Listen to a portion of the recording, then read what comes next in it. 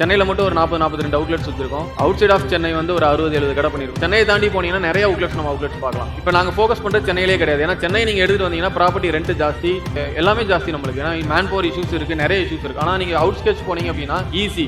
இதோட எங்களுக்கு இன்னும் ஈஸியாக இருக்கிறது வந்து ஆந்திரா இருக்கு. ஏன்னா ஆந்திராவில் இப்போ 22 கடை பண்ணிட்டோம். ஆந்திராவில் என்ன ப்ராப்ளம்னா கான்செப்டே கிடையாது. நம்ம விற்கிறது தான் கருப்படி, நம்ம பண்ணுறது தான் பிஸ்னஸ் அப்படின்ற மாதிரி இருக்கு. ஸோ டு தி ஃப்ராங்க் அதான் உண்மை. ஸோ ஏன்னா மார்க்கெட் இன்னைக்கு ரொம்ப வைடா இருக்கு. நீங்க தெலுங்கானா, நீங்க ஹைதராபாத்ல 2 அவுட்லெட் பண்ணியிருக்கோம், இப்போ ஒரு 6 அவுட்லெட் சைன் பண்ணியிருக்கோம். இது எல்லாமே பாத்தீங்கன்னா நாங்க சின்ன கடை பண்றது இல்லை. ஏன்னா சின்ன கடை பண்ற வரைக்கும் எங்களுக்கு இருந்த பிரச்சனைனா அது ஒரு ஸ்டேஜ் இருந்தது. ஏன்னா நாங்க ஆரம்பத்தில் ஒரு 2-3 வருஷம் பண்ணும்போது ஃப்ரான்ச்சைசி மாடல் போகும்போது நம்ம ஒரு 4 லேக் பட்ஜெட் சொல்லுவோம், 4 லட்சம்னு சொல்லுவாங்க. இன்னைக்கு எங்களோட பட்ஜெட் வந்து 60 லேக். ஒரு அவுட்லெட் பண்ணா 60 லட்ச ரூபா இல்லாமல் பண்ண முடியாது. மினிமம் 40 to 60 லேக் ஒரு அவுட்லெட்டோட காஸ்டிங்.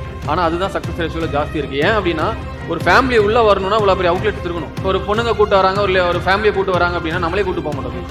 ஸோ அப்போ அந்த அட்மாஸ்பியர்ஸ் அப்படி இருக்கணும், ஒரு ரெஸ்ட் ரூம் இருக்கணும், ஒரு கிச்சன் இருக்கணும், எல்லாமே இருக்கணும். 100 ஸ்கொயர் ஃபீட்ல கடை பண்ணியிருக்கோம். இன்னைக்கு வரைக்கும் அந்த கடை இருக்கு. ஆனா இப்போ அந்த கடையில் எனக்கு என்ன பிரச்சனை வருதுன்னா 20 ரூபாய் காஃபி விற்க முடியல, 25 ரூபாய் காஃபி விற்க முடியல. ஏன் அப்படின்னா கொஸ்டின் கேட்கறாங்க. ஃப்ரான்ச்சைசினாலே ஃபெயிலியர்னு சொல்லுவாங்க நிறைய பேர்.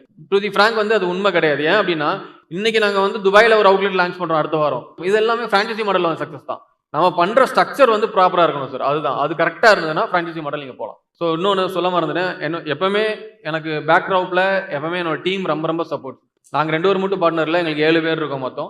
ஸோ எல்லாருமே வந்து ஒன்னொன்னா வந்து ஜாயின் பண்ணாங்க. இப்போ 7 பேர் பார்ட்னர்ஸ் இருக்கும். எல்லாருமே கீழே உட்காந்துருக்காங்க. இந்த ஸ்டேஜ் எங்களுக்கு தெரிஞ்சவங்க யார், ஏன்னா 2 பேர் தான் அலோடுன்னு சொல்லிட்டாங்க. ஒருத்தர் தான் அலோவ் பண்ணாங்க. ஸோ நான் வாண்டடா இவரும் வேணும்னு சொல்லி கேட்டேன். ஏன்னா நான் கொஞ்சம் முக போட்டு அவர் கொஞ்சம் போடுவார்.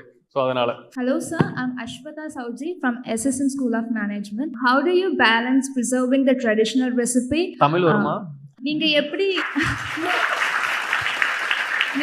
எப்படி ட்ரெடிஷ்னல் ரெசிபியை ப்ரிசர்வ் பண்றீங்க, while also கன்சூமரோட புது டேஸ்ட்டுக்கு அண்ட் ட்ரெண்ட்ஸுக்கு நீங்க எப்படி அடாப்ட் ஆகிக்கிறீங்க? இப்போ நம்ம ஒரு ப்ராடக்ட் உள்ள லான்ச் பண்ணுறோன்னா யூஸ்வலி நாங்கள் பழகிட்டது என்னன்னா முதல்ல அவுட்லெட்ஸ் பண்ணும்போது நார்மல் மிக்சர் இருந்தால் எடுக்க மாட்டாங்க. அது பீட்ரூட் மிக்சர் தான் கஸ்டமர் எடுத்துருவாங்க.